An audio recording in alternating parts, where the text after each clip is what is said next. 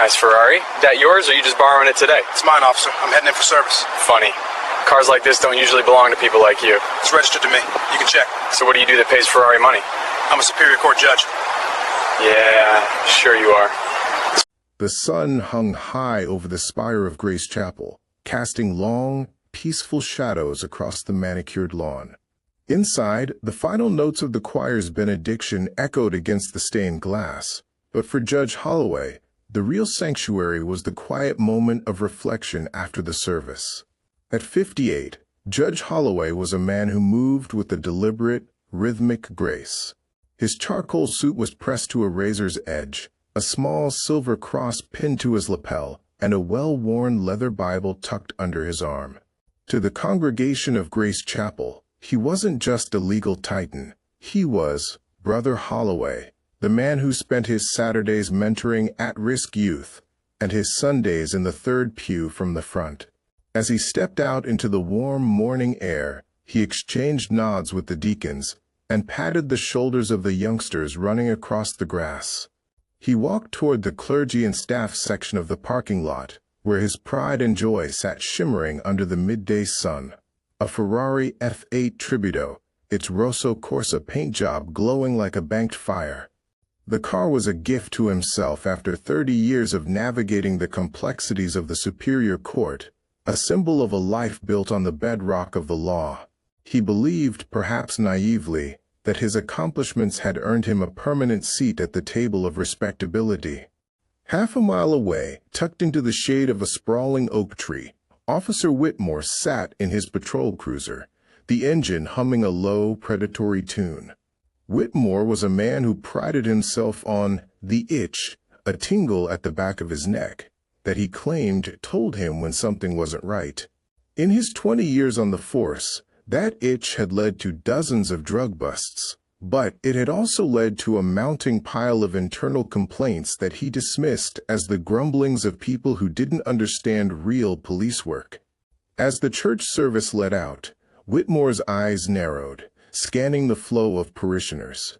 He saw the red Italian exotic long before he saw the driver. His grip tightened on the steering wheel, his knuckles turning white. To Whitmore, a car like that didn't belong in this neighborhood, and it certainly didn't belong to the demographic pouring out of Grace Chapel. He didn't see a miracle of engineering or a reward for hard work. He saw a mobile crime scene. He whispered to the empty cabin of his car, "Not today." As he shifted into gear and let the cruiser roll forward, the predator finally scenting its prey. The transition from the divine to the desperate happened in the heartbeat it took for Holloway to reach for his door handle. The distant chime of the church bells was still vibrating in the air when the sharp, gravel-crunching spray of a patrol car skidding to a halt shattered the peace. Before Holloway could even turn his head, the world became a blur of black and white metal and the terrifying metallic click of a holster being unclipped. "Get your hands away from the vehicle." "Hands up! Now!" Whitmore's voice was a jagged blade, cutting through the Sunday serenity. Holloway froze, his Bible still in his hand, his heart hammering against his ribs like a trapped bird. He watched as Whitmore exited the cruiser, his service weapon drawn and leveled directly at Holloway's chest. The contrast was haunting. The peaceful white steeple in the background, and the cold black muzzle of a Glock in the foreground. "Officer, there must be a mistake," Holloway said, his voice remarkably steady despite the adrenaline. But Whitmore wasn't listening. He was focused on the car and the man who, in his mind, had no business touching it. The safety on the weapon clicked off, a small sound that felt as loud as a cannon blast in the quiet lot.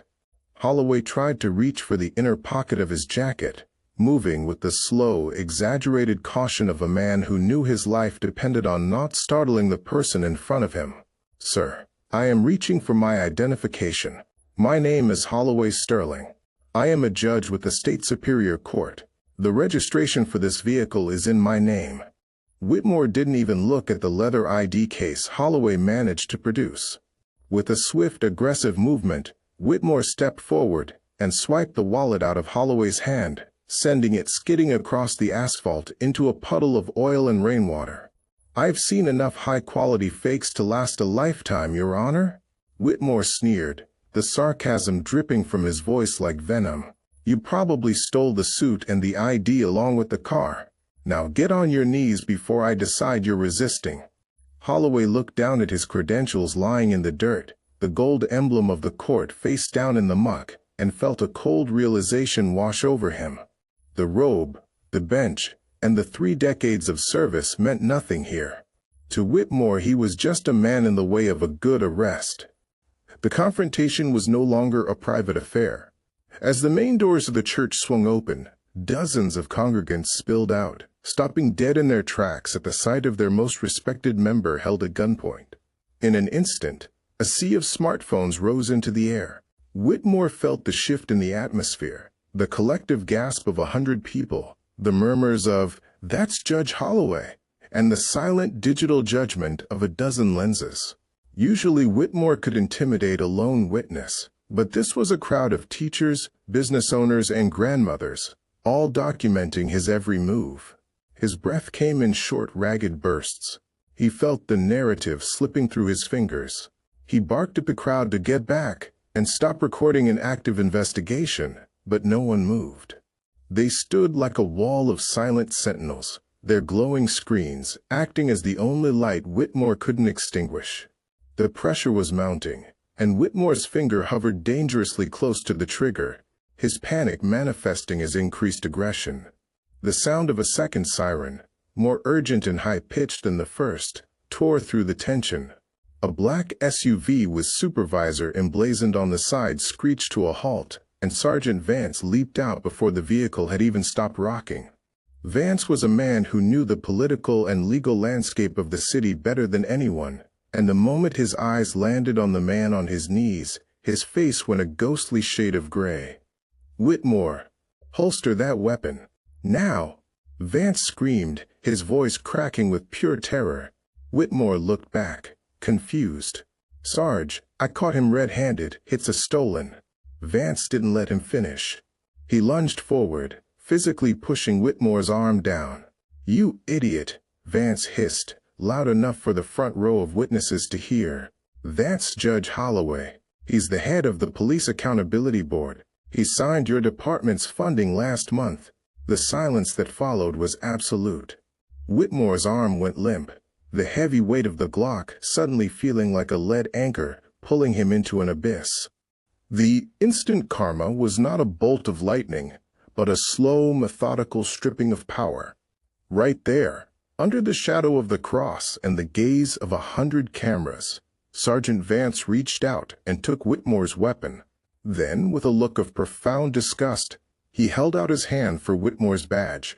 The congregation watched in a state of grim vindication as the silver shield was handed over. Whitmore looked smaller now, his shoulders slumped. The bravado that had fueled his proactive policing evaporated into the humid air. He was escorted to the back of the supervisor's SUV, the very place he had intended for Holloway.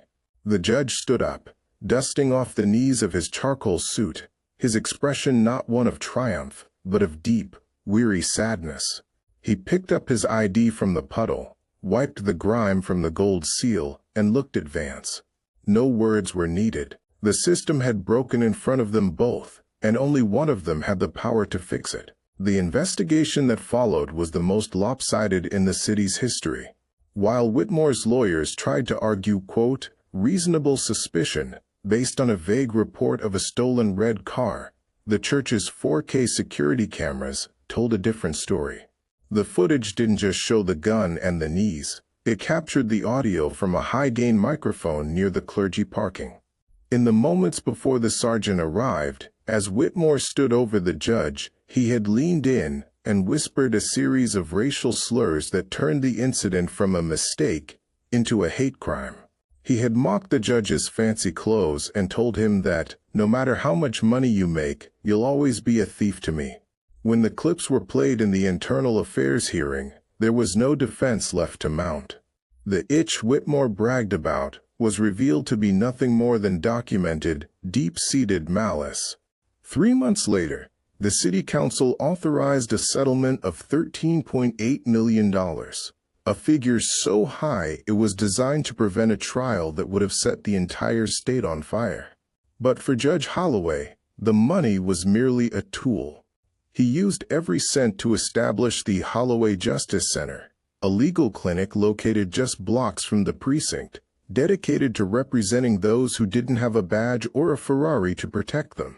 On the day Whitmore was officially sentenced to a term of civil rights violations, Holloway stood on the steps of the courthouse, not in his robes, but in the same charcoal suit he wore that Sunday. He addressed a sea of reporters, his voice calm and resonant. "The law is not a weapon for the powerful to use against the vulnerable," he said, looking directly into the cameras.